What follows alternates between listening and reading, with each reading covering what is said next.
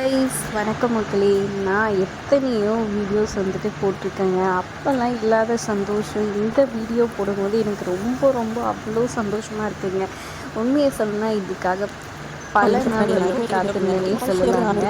ஆமாங்க, இந்த dragon fruit பூ வர்றதுக்காக ரொம்ப நாள் காத்துக்கிட்டு இருந்தேனே சொல்லலாங்க. ரொம்ப நாள் இல்லை, வருஷமே கூட சொல்லலாம்.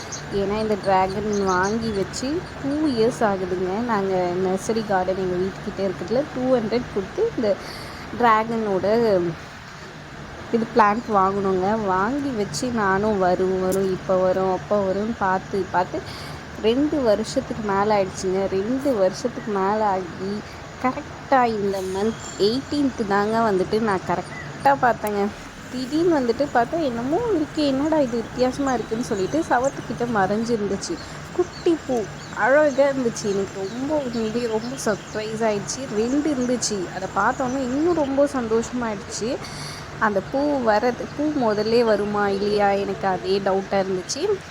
முதலே பூத்துட்டு தான் அதுக்கப்புறம் வந்திருக்கும் போல இருக்குதுன்னு நான் நினச்சிட்டு இருந்தேன். அப்புறமா தான் வீடியோஸ் எல்லாம் பார்த்தா தெரியுது, அதுக்கப்புறமா தான் பூ வரும்னு சொல்லிட்டு மெல்ல அது பெருசாக ஆரம்பிச்சிச்சு. ஒவ்வொரு நாளும் வந்துட்டு அந்த டேட் போட்டு அதை வீடியோ எடுத்து அழகாக இது பண்ணுங்க. ஆனால் எனக்கு வந்துட்டு அந்த நல்லா பூ பூக்கிற சமயத்தில் வந்துட்டு என்னால் வீடியோ எடுக்க முடியாமல் போயிடுச்சுங்க.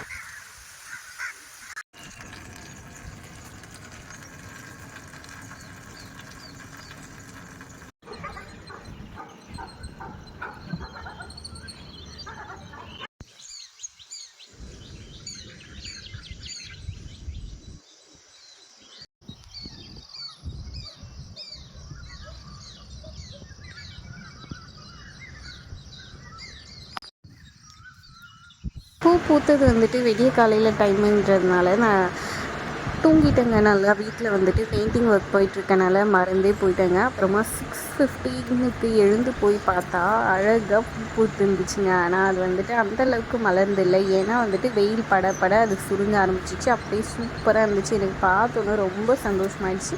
ஈவினிங்கே வந்துட்டு எனக்கு கொஞ்சம் கொஞ்சமாக அப்படியே வாட ஆரம்பிச்சு, உள்ளே சுருங்க ஆரம்பிச்சிச்சு. மறுநாள் பார்த்திங்கன்னா அப்படியே ஃபுல்லாக மூடி மஞ்சளாகிடுச்சு.